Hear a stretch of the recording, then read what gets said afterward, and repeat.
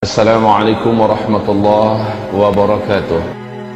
Ibarat Iblis itu adalah dari bangsa jin.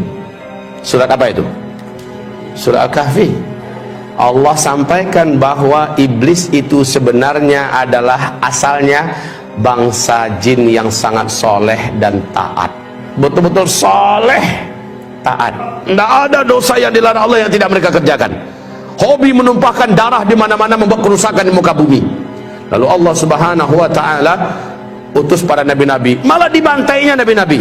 Nabi-nabi dari bangsa jin juga ya, dibantai oleh mereka, dibunuh oleh mereka. Sampai pada limit terakhir, Allah perintahkan seluruh malaikat bala tentara tempur dari langit turun ke bumi. Habisi seluruh jin yang ada. Bumi akan diganti dengan penghuni baru. Bangsa jin sudah out of order, sudah nggak layak lagi untuk menjadi pemimpin dan pemakmur bumi.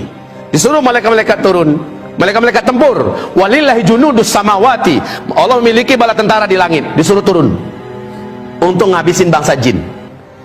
Tahu nggak Bapak Ibu, siapa yang diangkat oleh Allah menjadi panglima perang? Namanya waktu itu belum iblis ya, namanya ketika itu masih Azazil. Ini adalah kitab tafsir Al-Hafiz Ibnu Katsir. Namanya saat itu masih bernama Azazil. Jangan kasih nama anaknya Azazil nanti.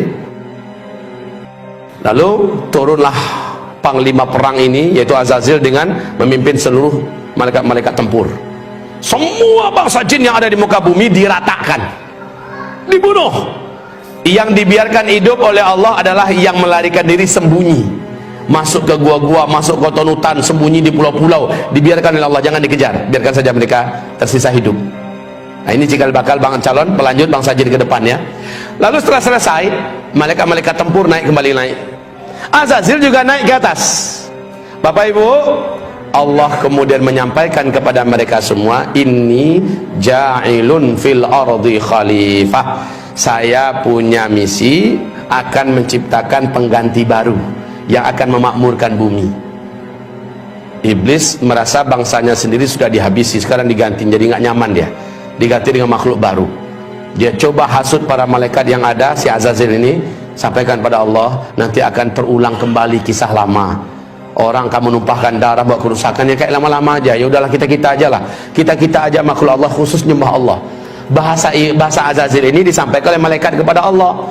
Para malaikat menjawab, termasuk si Azazil, jubirnya Azazil, ya Allah, apakah kembali akan engkau ciptakan di muka bumi makhluk-makhluk baru yang nanti akan membuat kerusakan dan pertumpahan darah seperti yang sudah-sudah?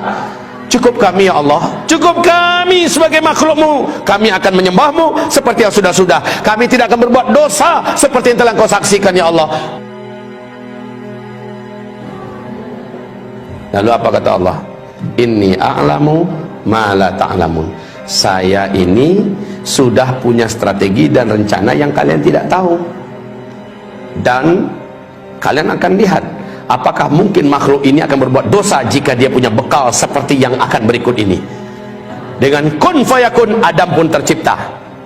Dan iblis tahu, Azazil ini tahu dari apa Adam diciptakan. Seluruh mereka tahu dari tanah liat, saripati tanah liat. Tanah liat itu di bawah. Ya biasa posisinya dalam tanah, diinjak-injak dan agak sedikit bau.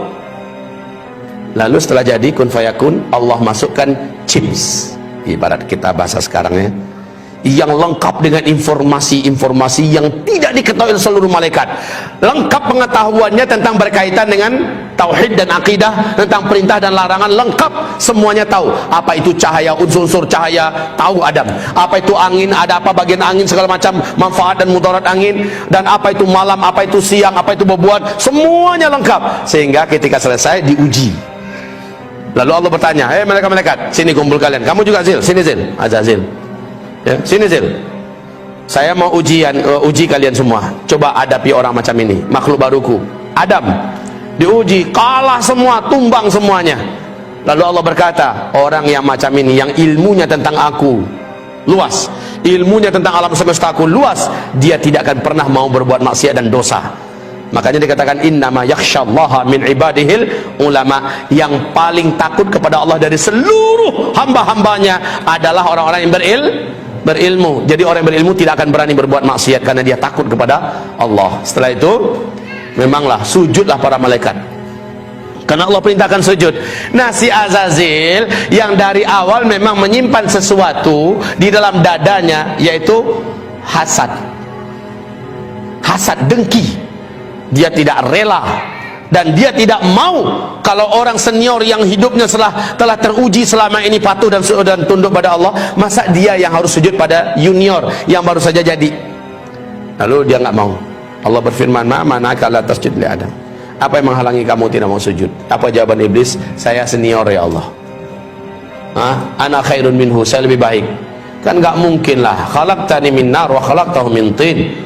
Karena nggak mampu menjawab tentang masalah ilmu, dia mencoba mengandalkan dirinya dari unsur penciptaan. Saya kau ciptakan dari api. Api itu terhormat ya Allah. Allah pula mau diajarinya. Api itu letaknya di atas, terhormat, nggak berani orang permainkannya. Dia sangat berwibawa, anggun. Sementara tanah, engkau ciptakan Adam dari tanah liat, hitam, bau, busuk, di bawah lagi keinjak-injak. Masa iya api sujud pada tanah? Sorry ya Allah. Lalu Allah mengatakan, sombong kamu, keluar. Baik, Allah katakan gelar iblis saat itulah, nama kamu sudah diangkat dengan nama baru yang menjijikkan, yaitu iblis. Aba wastakbara wa kana minal kafirin. Jadi kafirlah dia, iblis jadi kafir. Bapak Ibu, iblis kenapa bisa jadi kafir? Kan dia soleh, kan dia taat. Kenapa dia jadi kafir? Awas, hubungkan kajian kita dengan la ilaha illallah loh. Tidak tak? Itu jawabannya. Apakah iblis dibolehkan masuk surga? Lan tadkhulaha abadan. Engkau sekali-kali tidak akan berhak menjadi ahli surga selama-lamanya. Iblis punya kunci enggak? La ilaha illallah. Iblis yakin enggak dengan Allah?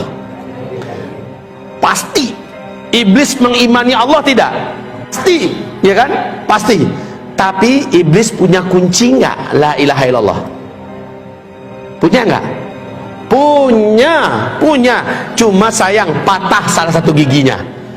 Disuruh sujud kepada Adam, dia tidak mau. Bukankah salah satu gigi daripada gigi-gigi la ilaha illallah adalah wajib mengikuti perintah-perintah Allah dan mentaati larang-larang Allah? Wajib. Iblis di situ nggak mau. Sujud kepada Adam itu nggak mau dia. Satu saja syahadat Allah yang ditolaknya menjadikan dia dikatakan Allah kafir. Awas, ini zaman banyak nggak orang menolak ayat Allah. Ini zaman banyak tidak orang menolak syariat Allah. Banyak.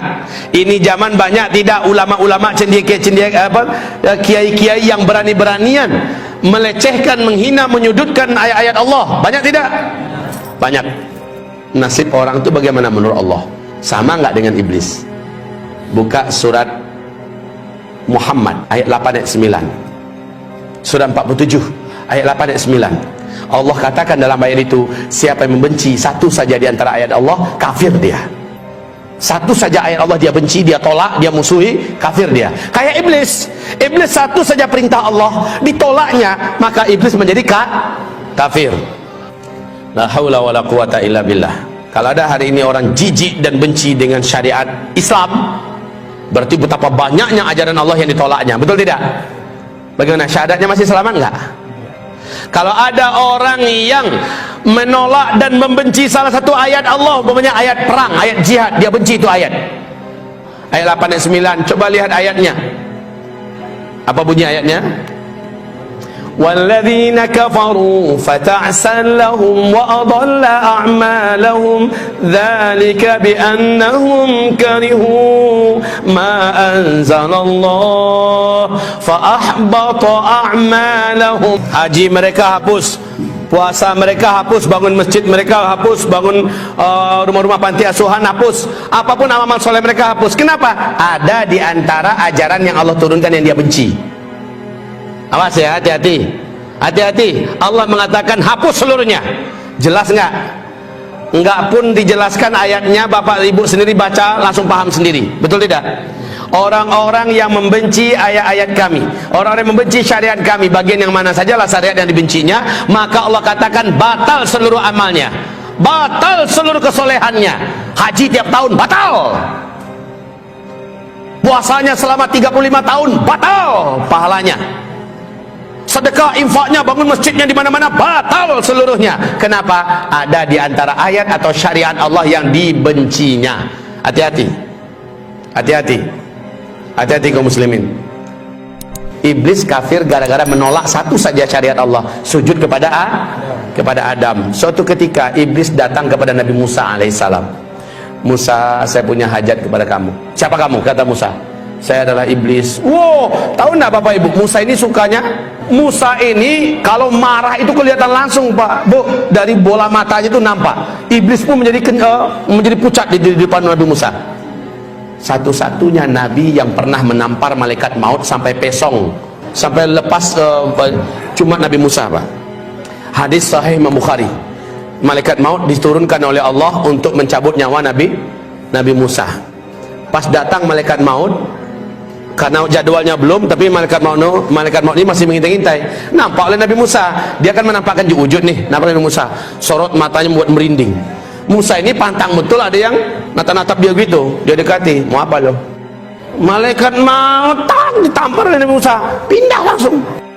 Memang kuat Pak, Nabi Musa itu sekali pukul orang mati langsung nempel di dinding, ceder langsung nempel di dinding, mati di tempat. Nabi Musa itu jangan salah-salah loh Pak ya, sangat mengerikan makan tangannya. Malaikat maut aja pindah langsung, malaikat maut kembali lari dan naik ke sisi Allah.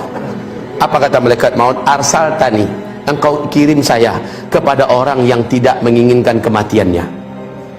Maka kata Rasulullah, Allah perbaiki kembali, lalu Allah beri tanda khusus bahwa memang dia asli malaikat maut, bukan hanya sekedar ngaku-ngaku. Kemudian dia pun turun lagi kepada Nabi Musa, dikasih tanda bahwa memang dia resmi adalah malaikat maut, jangan dipukul lagi. Setelah yakin Nabi Musa ini memang malaikat maut, apa kata Nabi Musa? Apa kata malaikat maut? Allah memberikan hak kepada Musa, silakan engkau tempelkan telapak tanganmu ke tubuh seekor lembu. Berapa bulu yang terimpit oleh telapak tanganmu, per satu helai bulunya umurmu akan Allah panjangkan 1 tahun lagi. Apa kata Nabi Musa? Untuk berjumpa dengan kekasihku, aku harus menunda lagi sekian lama, aku tidak mau, aku mau sekarang, kerjakan tugasmu.